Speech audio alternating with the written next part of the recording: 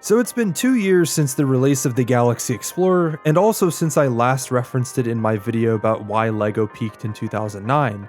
If you haven't already seen that video, now is the time to, since I feel it is the staple video of my channel back when I used to write video essays. Anyway, the reason I'm bringing up the Galaxy Explorer is because we've officially received a new entry into the LEGO Space System sets, the Blacktron Renegade 10355. This is one of those sets that I couldn't help but to make a video on because I feel that it is the best set to release in LEGO's January wave of products. I've been a bit tuned out and fatigued by new releases from LEGO in general because of a lot of it is just filler or pure noise. Some sets that I found jarring to be released this January were Leonardo da Vinci's Flying Machine, the onslaught of BrickFleet designer program sets, and all of these filler Star Wars sets that I just feel are so awful. I won't talk about Star Wars too much. Out of the 6 releases for January, I only even bothered to purchase 2 of them. I just don't see the point in yet another Baby Yoda buildable figure and the Starship Collection because it's mostly just part waste. The reason I mentioned the Star Wars wave is for one simple reason.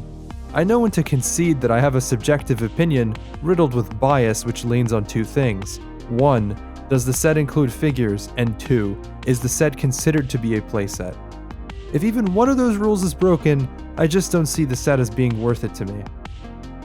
Either way, I don't really want to eat too much of my time talking about comparing a literal gem of a set like the Blacktron Renegade to even the best Star Wars set of the same release wave, because honestly, both of those sets are dust in comparison to the Renegade. The original Renegade released in 1987, and to be honest, with it being very obviously 4 decades old, the build is quite aged to say the least. Yeah, a very astute observation, I know. My point is, with this set being a reprise of the original Renegade, I'm just in awe of the design cues and thoughtfulness put into this set.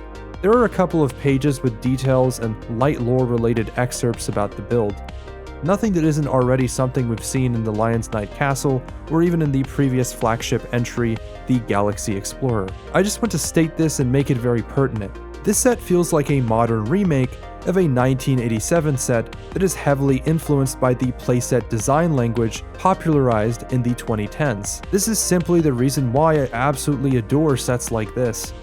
I'm not really one to talk very directly about the set itself. I just don't like getting into the objectivity of dimensions, piece count, or other laborious details that I'd rather just gloss over. But for the sake of illustrating my point about why this set feels like a 2010s playset, I have to go over some of its construction and play features. For one, I feel the modularity was more of a design appeal from the 80s, but returning that feature in a modern spin-off and executed in a way that the set's construction feels very 2010s-esque with the use of the modern LEGO part portfolio is just simply astounding. Aside from that, the removable non-modular portions like the Command Rover is a great inclusion that makes the set feel more like a playset. I could see a kid be genuinely excited about building a set like this because there are a decent bit of play features to look forward to. Then we've also got the fact that it connects somewhat roughly to a pre-existing set, the Blacktron Cruiser GWP.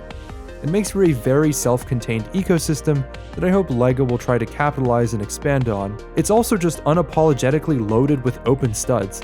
I'm not sure if you've noticed this, but a lot of builds these days tend to really rely on covering up open studs because it feels like it's an immature look. It's appropriate on a playset, but probably not on something like a modular building or sculpture. Oh yeah, and I sort of wish I had a second Blacktron Cruiser to show you the alternate build, but based on what I've seen online, I really like that there is an alternative build in the first place because it plays on the spirit of other original themes like power miners. Even with everything I've described, your takeaway from a set like this shouldn't be from the framework of looking at it objectively, but rather it being based on what its meaning is to you, especially since meaning and direct value can be subjective. Think of it this way. How often do you purchase sets? Why do you purchase them? Because they must hold some sort of meaning to you, and that's why licensed themes like Star Wars and Marvel are so successful.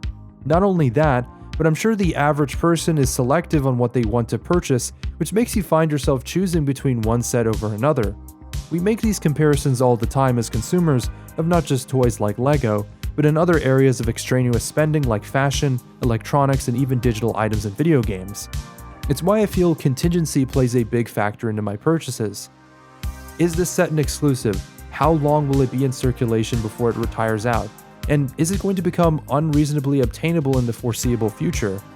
Before I get too ahead of myself here though, I know that the main demographic for these types of sets is people who grew up on the original Blacktron Renegade from the late 80s. To be honest though, I don't really care what the unks think about this set. New gens like you and me, yes you, I know my target demographic, were born at least 2 or 3 decades after the release of the original set. So for all intents and purposes, I couldn't care less about the set that it was previously based on, other than the fact that the Blacktron theme holds a cultural significance because it is connected to much newer original themes like Space Police 3, which holds significant cultural value to me growing up on LEGO in the early 2000s to late 2010s. What I said earlier is what I'm trying to emphasize. If you grew up on LEGO sets from that era, you're going to feel a very staggering but welcoming feeling when putting together a build like this.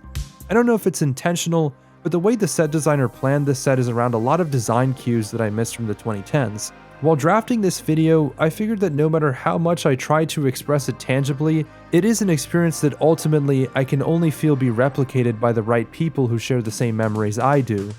While this line of sets was marketed towards people who actually grew up in this bygone era of LEGO in the 80s, I want to urge you that the Blacktron Renegade is very much on par with and is a culturally relevant experience from sets during our own childhoods too. It's what makes sets like this something so special, and I found it absolutely imperative for me to cover on this channel. Anyway, that's all I have for now, and I'll see you guys in the next one.